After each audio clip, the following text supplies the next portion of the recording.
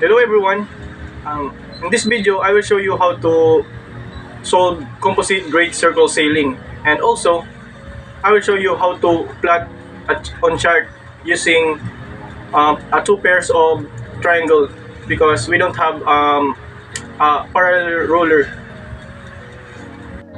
So we have here sample problem about composite great circle sailing. So your ship departs Yokohama, Japan and have limited maximum latitude of 45 degrees north.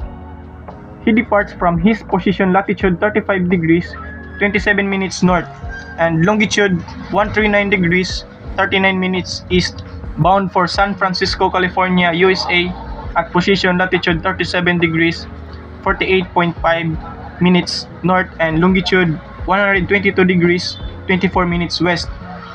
So our first step is find our DLO.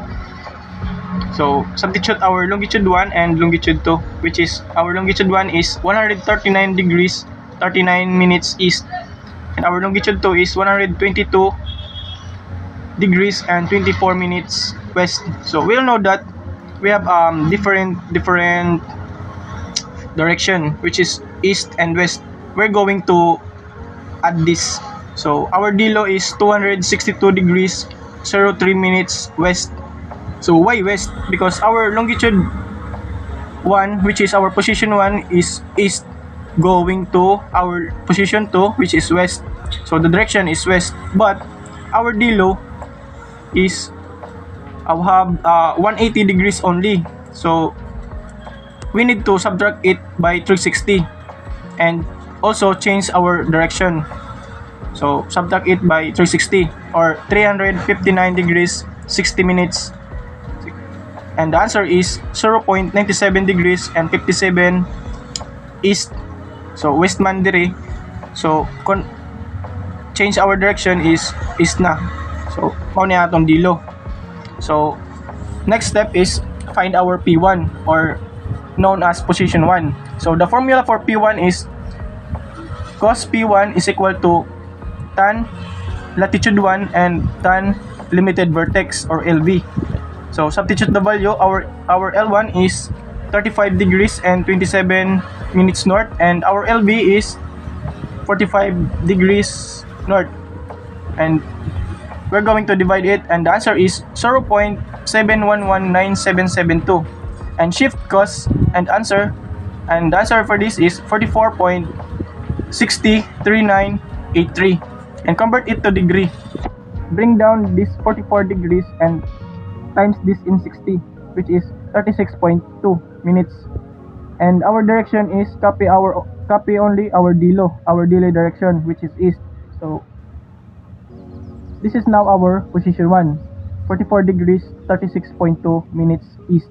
And bring down the longitude 1, which is 139 degrees 39 minutes east.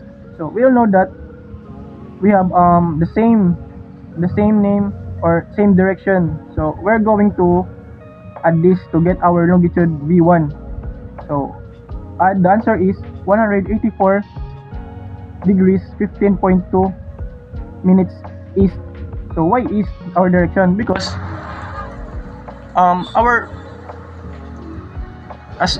kung makikita natin dito ang P1 at longitude 1, so mas malaki ang ating longitude 1, which is the direction is east. So copy the direction east.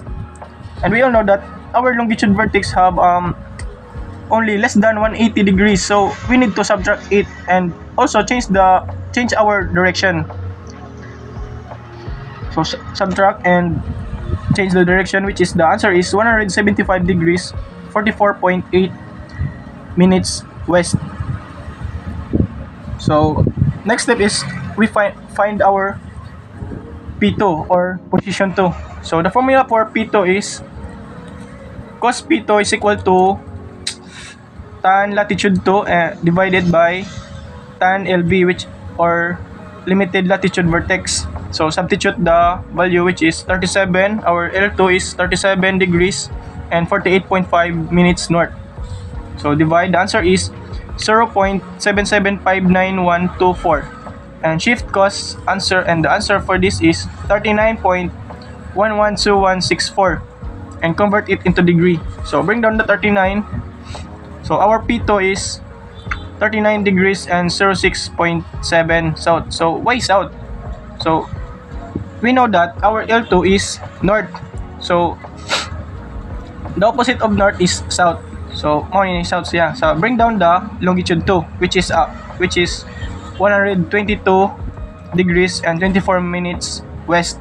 So we all know that we have different direction or different name. We need to subtract it, so to get our longitude V2. So subtract, the answer is 083 degrees 17.3 minutes west.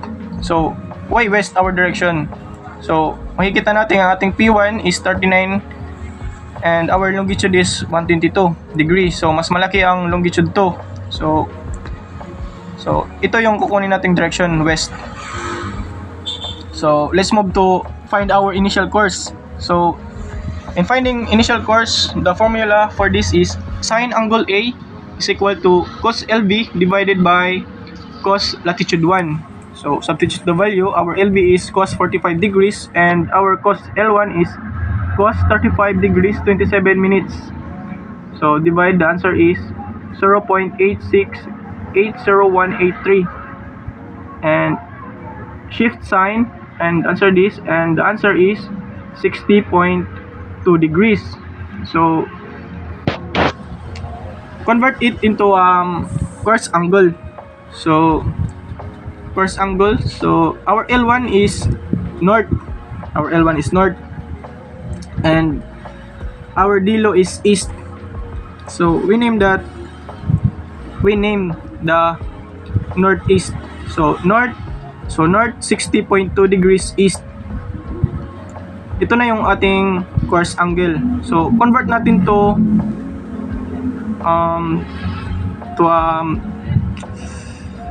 true course. So we all know that in this northeast is first quadrant. So same ra gyapon siya. So our true course is 060.2 degrees true. This is our initial course. So find our final course.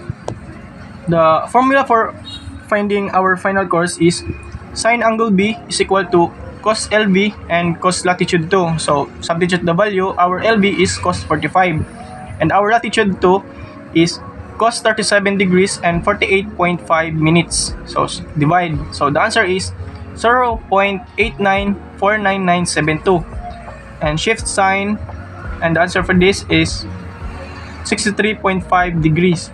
Convert it into course angle. So we all know that our L2 is north. So the opposite of north is south, and copy only our DLO, which is east.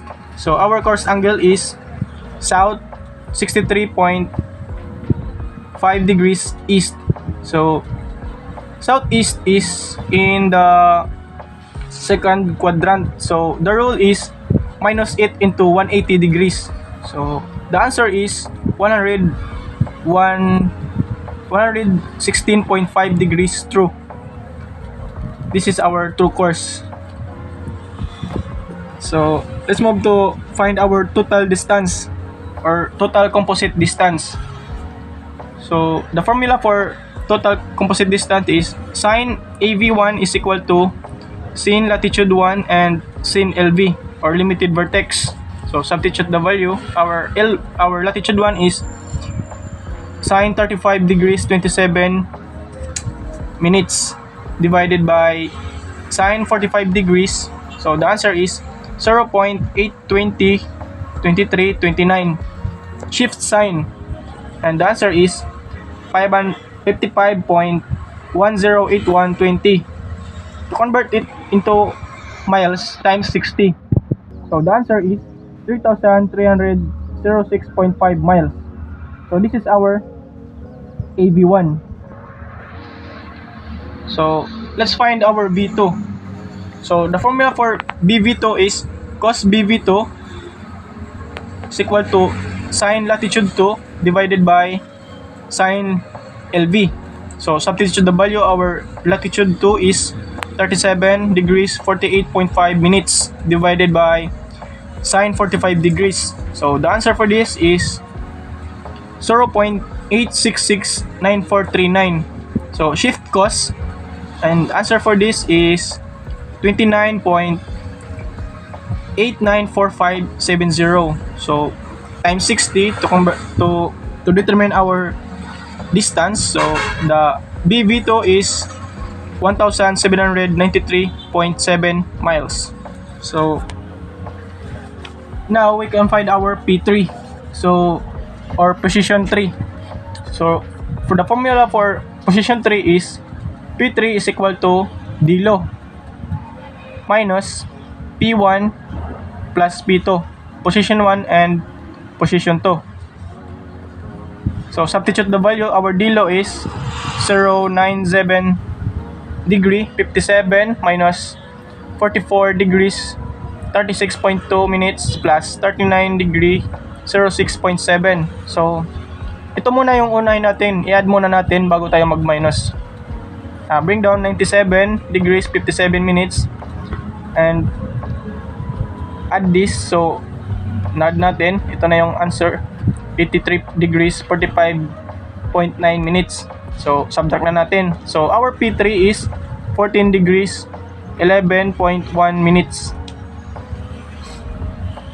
Sunod is our find V1 and V2. So the formula for V1 and V2 is P3 times 60 times cos LV, or our limited vertex. So substitute our P3, which is 14 degree 11.1 minutes times 60 times cos 45 degrees, our limited vertex. And the answer is 601.8 miles. So to compute our total distance, so the formula for total distance is equal to AV1 plus BV2 plus V1 V2. So substitute the value, our V1 here is 3,306.5 and our VB2 is 1,793.7 miles, and the last one is V1 V2 is 601.8 miles. So we're going to add this to get our total distance. So the total distance is 5,702 miles. So we're going to plot. So in plotting, we need a pairs of triangle or a parallel ruler, but we have here a triangle only, so, and a compass divider and a pencil. So let's start plotting. So we have here a coordinates, which is our waypoint 1 is 10 degrees 005 minutes north, and longitude is 126 degrees 10 minutes east. So let's find first our latitude. So our latitude is 10 and 0.5. So 10. 1, 2, 3, 4, 5. So our latitude here is 10 degrees 05 north. So the second one is our longitude, 126 east, 10 minutes east. So here, the 10 minutes, we're going to make it align to get our position.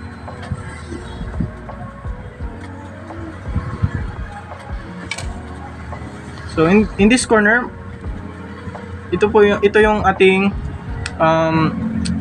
vessel. So make circle, a little circle.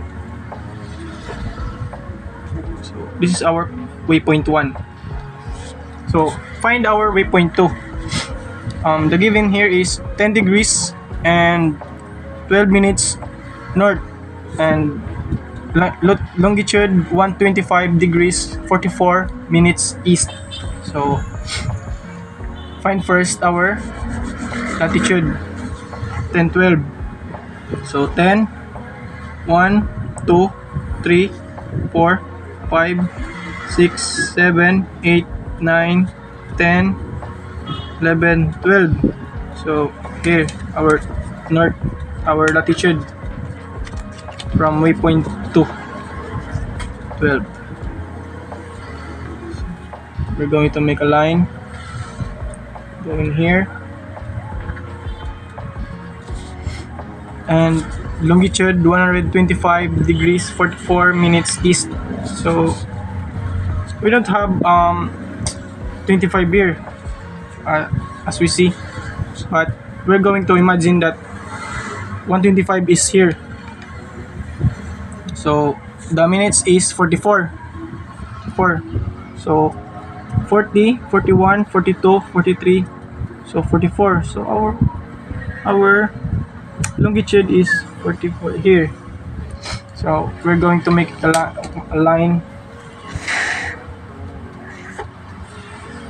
going up,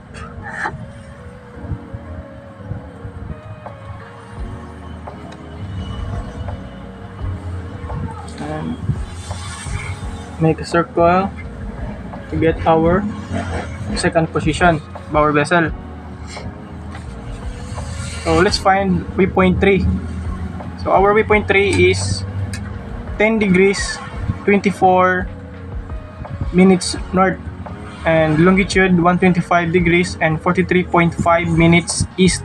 So find first our latitude to make it easy. So 10 and 24. So 10, 20, 21, 22, 23, and 24. So make a line.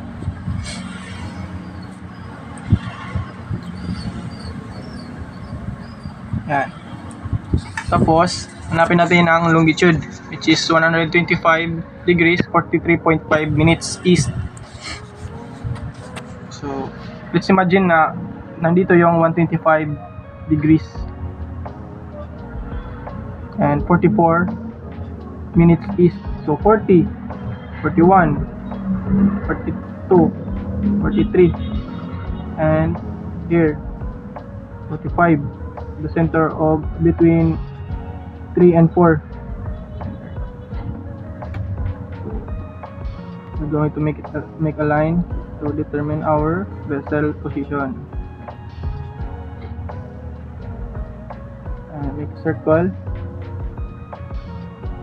So now we have 3 coordinates. So now we're going to connect it from waypoint 1 to waypoint 2, and waypoint 3 to waypoint 1 to waypoint 2, and waypoint 2 to waypoint 3.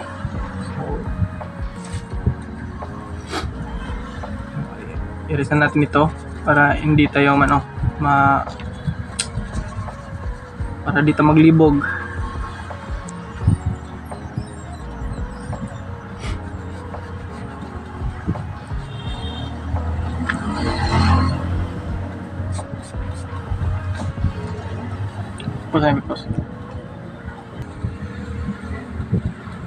So tapos na tayo mag-plotting.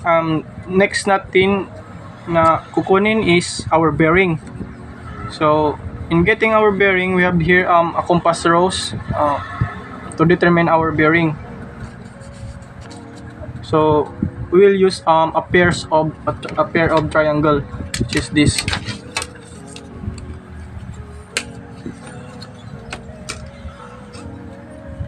We have to align.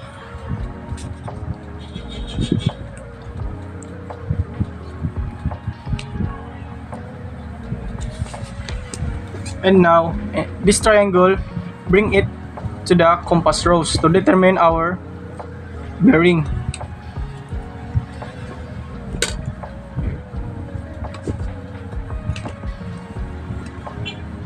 going to move our compass, our pairs of ruled triangle.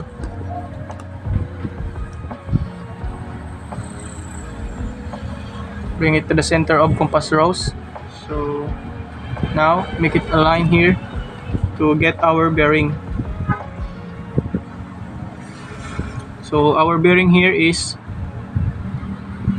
28, 280, 81, 82, 83, 84, so 85. So our bearing here is 285. 185. True. And find the last one. I'm going to find our bearing, last bearing. You need to align this to get our perfect bearing, and move the triangle into the center of compass rose. Yan. So, tingnan natin ng line, determine our bearing. So 350, 351, 2, 3, 4, 5, 6. So 356 our bearing. 356. 56 degree true. Now, tapos na tayo magkuha sa bearing. Kunin naman natin ang distance using compass divider. And getting distance, don't use the longitude scale.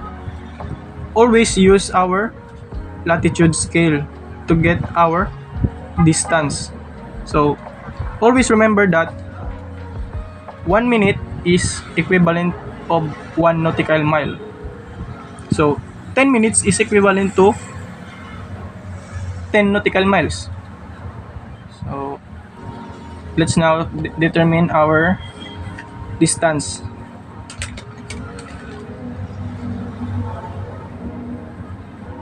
We're going to bend it.